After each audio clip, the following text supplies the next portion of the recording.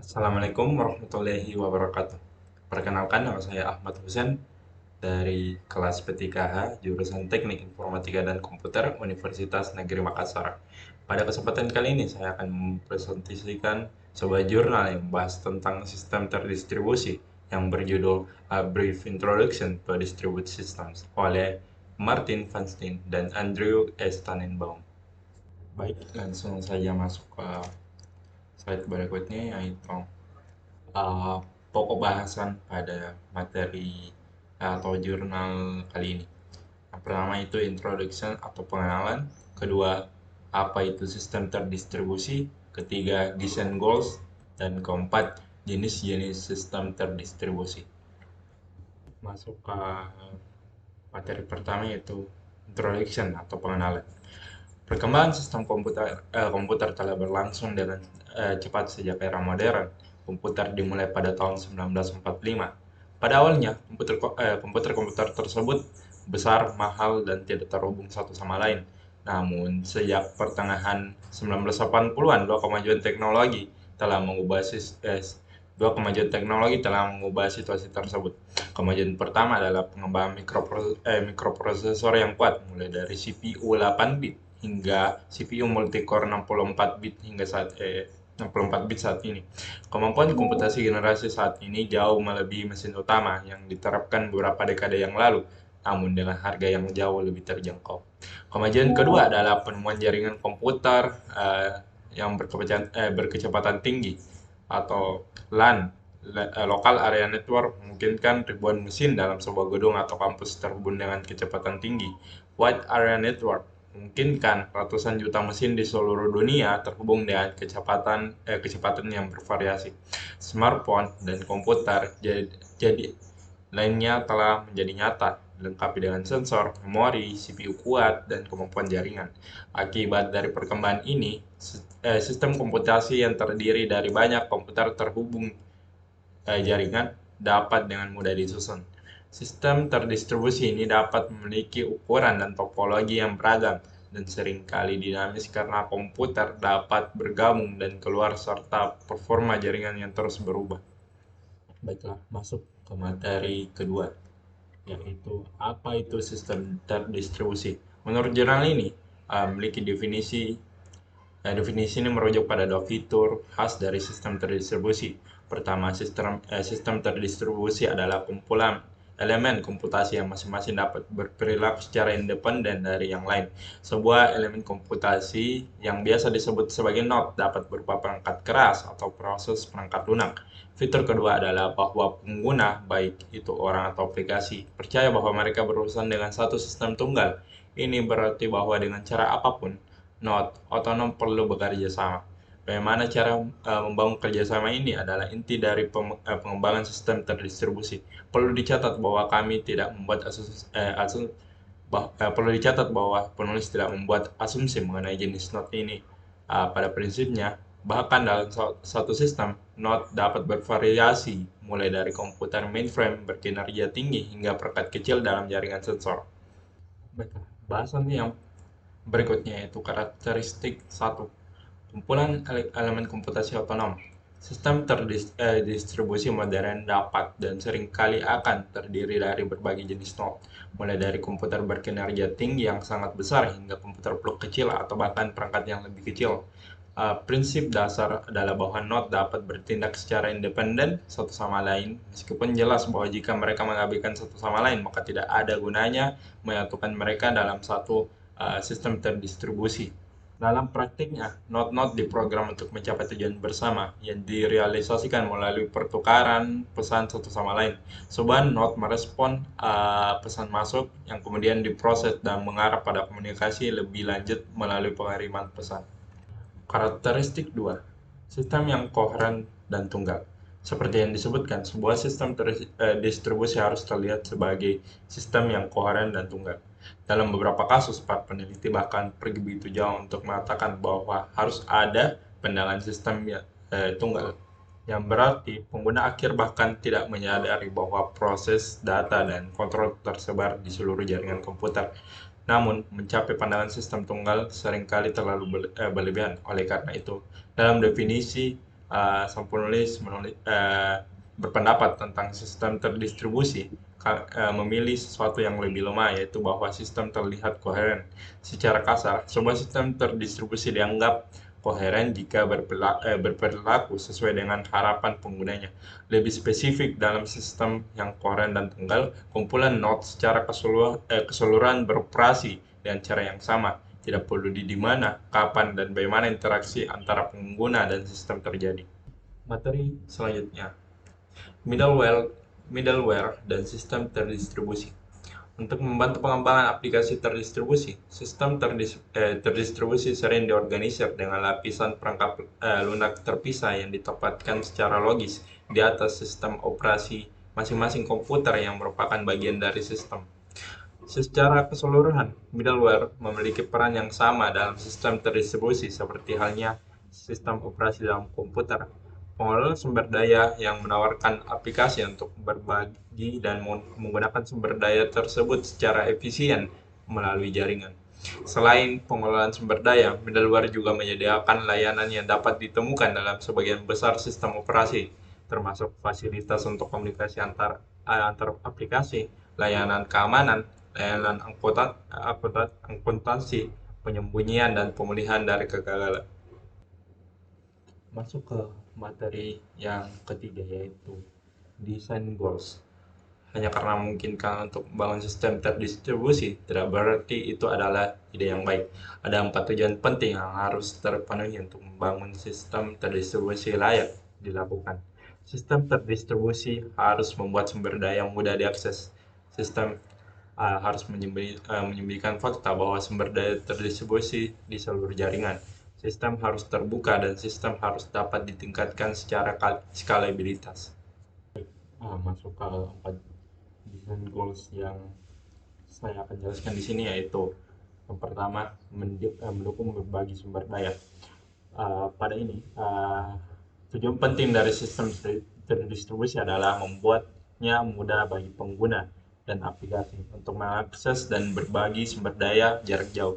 Sumber daya dapat berupa apa saja, tetapi contoh umumnya termasuk peripheral, fasilitas penyimpanan, data, file, layanan, dan jaringan. Untuk beberapa contoh, ada banyak alasan mengapa ingin berbagi sumber daya. Salah satu alasan yang jelas adalah alasan ekonomi. Misalnya, lebih murah untuk memiliki satu fasilitas penyimpanan andal yang tinggi yang dibagi daripada harus membeli dan memelihara penyimpanan untuk setiap pengguna secara terpisah. Yang kedua, yaitu membuat distribusi menjadi transparan. Pada tujuan ini, dari sebuah sistem terdistribusi adalah menyembunyikan fakta bahwa proses dan sumber dayanya secara fisik tersebar di berbagai komputer yang memungkinkan terpisah oleh jarak jauh. Dengan kata lain, sistem tersebut berusaha membuat distribusi proses dan sumber daya menjadi transparan, yaitu tidak terlihat bagi pengguna akhir dan aplikasi. Tujuan ketiga yaitu menjadi terbuka. Salah satu tujuan penting dari sistem terdistribusi adalah keterbukaan. Sistem terdistribusi yang terbuka pada dasarnya adalah sistem yang menawarkan komponen-komponen yang dapat dengan mudah digunakan oleh atau dapat diintegrasikan ke dalam sistem lain. Pada saat yang sama, sistem terdistribusi yang terbuka seringkali terdiri dari komponen-komponen yang berasal dari tempat lain. Yang keempat yaitu menjadi skalabilitas.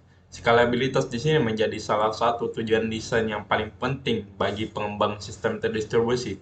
Bagi banyak dari kita, konektivitas global melalui internet sudah menjadi hal yang umum, sama seperti mengirimkan kartu pos kepada siapapun di seluruh dunia.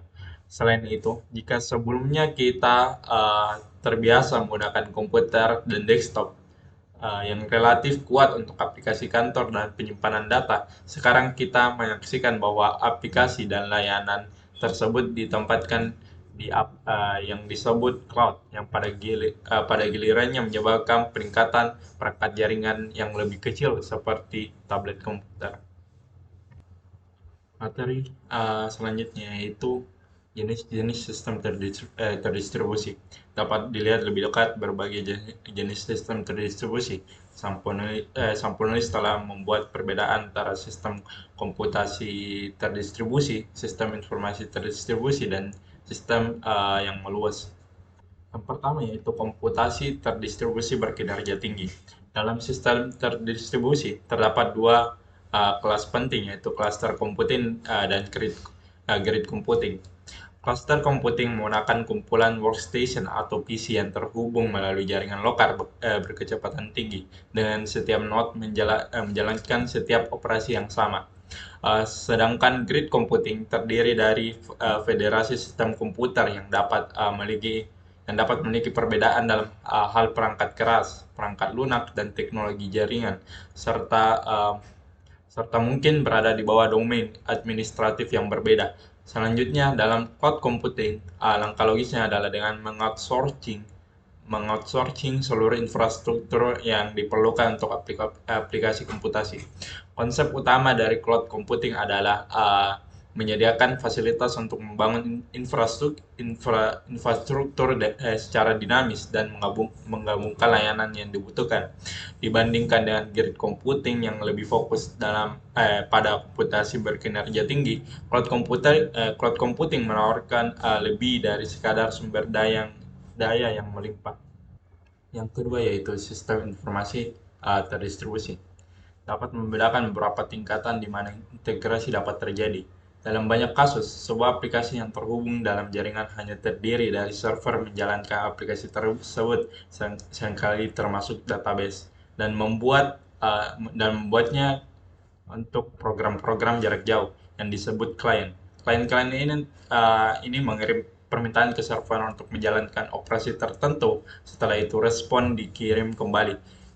Integrasi pada tingkat terendah memungkinkan klien untuk menghubungkan beberapa permintaan, mungkin untuk server-server yang berbeda, menjadi satu permintaan yang lebih besar dan menjalankannya sebagai transaksi terdistribusi. Ide utamanya adalah semua atau tidak ada permintaan yang dijalankan seiring dengan semakin canggihnya aplikasi dan perlahan-lahan dipisah menjadi komponen-komponen independen, dalam kurung terutama membedakan komponen database dari komponen pemrosesan. Menjadi jelas bahwa integrasi juga harus dilakukan dengan membiarkan aplikasi saling berkomunikasi langsung. Hal ini sekarang telah menyebabkan industri yang sangat besar yang fokus pada integrasi aplikasi perusahaan. Yang ketiga yaitu pervasive system, atau yang dapat diterjemahkan yaitu sistem yang meresap. Pervasive system ditujukan untuk secara alami menyatu dengan lingkungan kita. Mereka juga merupakan sistem terdistribusi yang membuat mereka unik dibandingkan dengan sistem komputasi dan informasi yang telah dijelaskan sejauh ini adalah bahwa pemisahan antara pengguna dan komponen sistem jauh lebih kabur. Seringkali tidak ada antarmuka tunggal yang ditujukan seperti komunikasi layar atau keyboard. Sebagai gantinya, sistem yang meresap ini dilengkapi dengan banyak sensor yang mendeteksi berbagai aspek perilaku pengguna.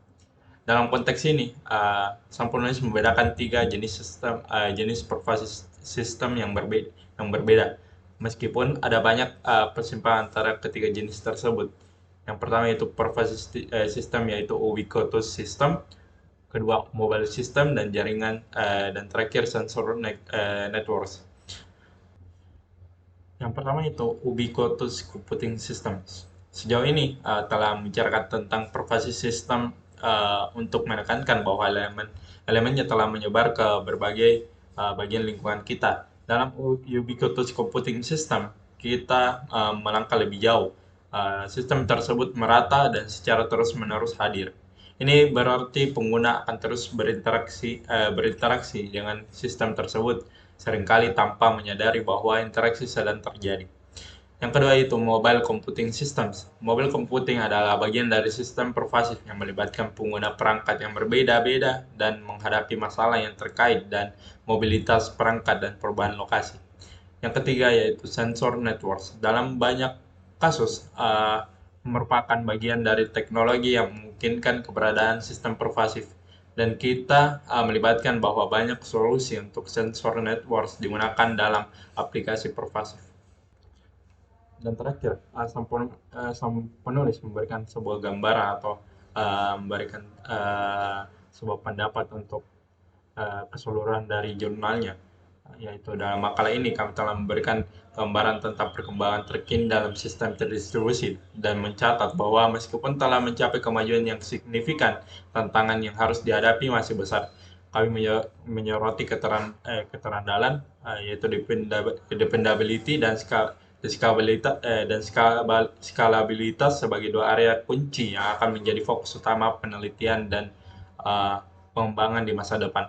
Dalam rangka menjaga keterandalan ini, penting untuk mengembangkan mekanisme deteksi dan pemulihan kegagalan yang cepat serta menjaga integritas data dan ketersediaan layanan.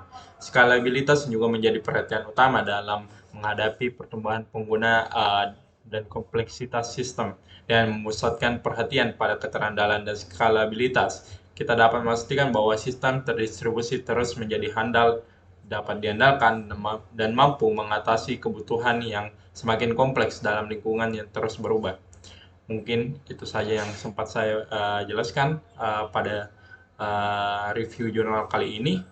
Mohon maaf bila ada kata yang salah ataupun kurang lebihnya, mohon dimaafkan. Nun wal qalami wa ma yaskurun. Assalamualaikum warahmatullahi wabarakatuh. Saya Ahmad Husan, pamit undur diri.